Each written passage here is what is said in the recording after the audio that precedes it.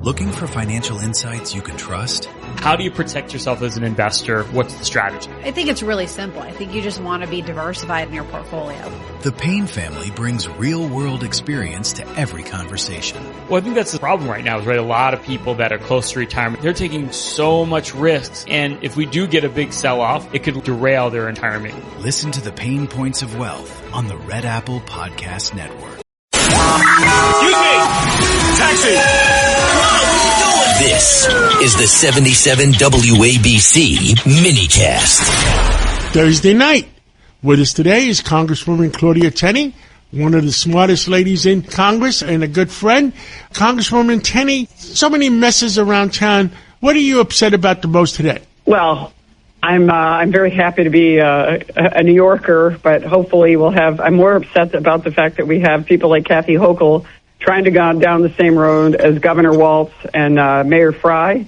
And I'm glad that President Trump took a law enforcement professional like Tom Homan, who, by the way, is one of my constituents, and sent him out to Minnesota to try to, de-escalate the situation and bring some law and order to what's happening in Minneapolis. And I think he's very well respected by law enforcement. He's obviously well respected by some of the politicians out there, even, believe it or not. And I think we're going to talk about this as a law enforcement operation.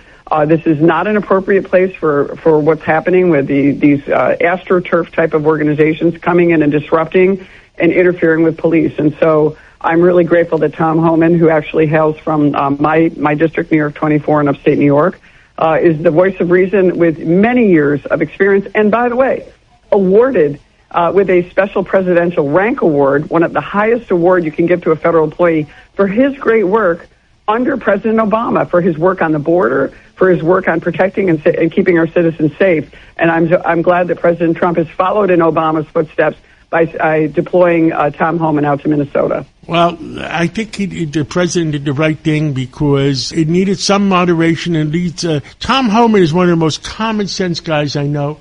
And I'm glad the president did that. And hopefully it's all calmed down. And what I said to the president originally, let's get rid of the major criminals. Let's not go after, the nannies and the busboys. But let's see what happens. And I agree. And I think that's what the president believes, too. We're trying to go after the worst of the worst. But you got to remember, John, the worst of the worst often use innocent people to hide behind. They're like Hamas. They put the people in front of them so that you can't get to them. They're not dumb. They know how to manipulate the system and work around law enforcement. And then when you have these astroturfed, I call them ignoramuses, going in and really not understanding. Actually, they're deliberately trying to disrupt because they're probably being paid indirectly by the cartels.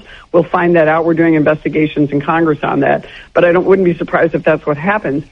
They're trying to disrupt this because, they're protecting the cartel members. And the innocent people, like you're talking about the nannies and the people that are working in our farms and those people are going to work and doing their job. But unfortunately, they're often being extorted and manipulated by cartel members who are dangerous, who could be murderers, who are involved in pornography rings, who are involved in child rape and other things. And these are the people that we have to get to, and they're dangerous. And the police need to, this is a special police work. This isn't something that, is just an average job for a police officer. This takes a lot of intel to know who the person is, where they are, who's around them. And it's just disrupting these types of operations only makes our communities less safe. I agree with you. And, we go day by day and see what happens. I guess, with the new mayor, everybody's trying to be patient and say, well, let's give him 30 days. Let's give him 60 days, 90 days. And what's the tradition, the 100-day mark? Yes, but I think it's a disaster already. I mean, more lives are going to be lost if this mayor continues down the route he's going. I've seen that some of the power is out. I think that people in New York City should know that the city of New York is mostly dependent on natural gas for your energy grid, not upstate New York. So this catastrophic, dangerous energy policy that the Democrats and something that the mayor supports, he supported it when he was a member of the state assembly, the governor currently supports, is going to be dangerous and more dangerous for New York City. And Claudia, the windmills too. Those windmills could be a security threat for all those drones to go through because according to the Secretary of Defense, that our radar doesn't pick up drones that come through those windmill area. Well, that too, and plus the windmills provide a negligible impact on, it's not even, you can't even really count it as a rounding error in terms of supporting a reliable energy grid and an affordable energy grid. I mean, that's just not the answer. You have to go back and look at the state of New York. We have a large mix we have to use in all of the above strategy with energy to put in this climate law, which actually limits the amount of fossil fuels that, natural gas is a gift that was given to us by God in our state, and yes, we can't even access it. But fossil fuels are so important in the energy mix and to our grid, and yet the Climate Leadership and Community Protection Act, which is the Green New Deal of New York, worse than the Green New Deal, prohibits the number and limits the amount of fossil fuels that can be used to supply our grid and to give us baseload power. And by the way, down in New York, Governor Cuomo closed Indian Point nuclear facility. The only nuclear power plants operational in the entire state are in my district on Lake Ontario. And so to get that energy to New York City is always been the challenge for anyone looking at the energy grid in New York. We do get energy from Quebec Power that helps New York City somewhat, but New York City is going to face a real problem, and I saw articles and stories coming out of New York City, not only people dying on the streets because of the homeless problem and the fact that the governor or the mayor decided not to keep those people safe. You also see a problem with energy and people losing their heat, not able to heat their homes. You're going to have this is going to continue to be a problem. They need to react. This needs to be an emergency issue in the New York State Legislature, and they have to come to reality. As you know, this is a major issue for New York State. We have a gift of natural gas supplies in our country, in our state, especially, the Utica and Marcellus shale. If we could only access those things and make sure that we keep our communities safe, it's for security.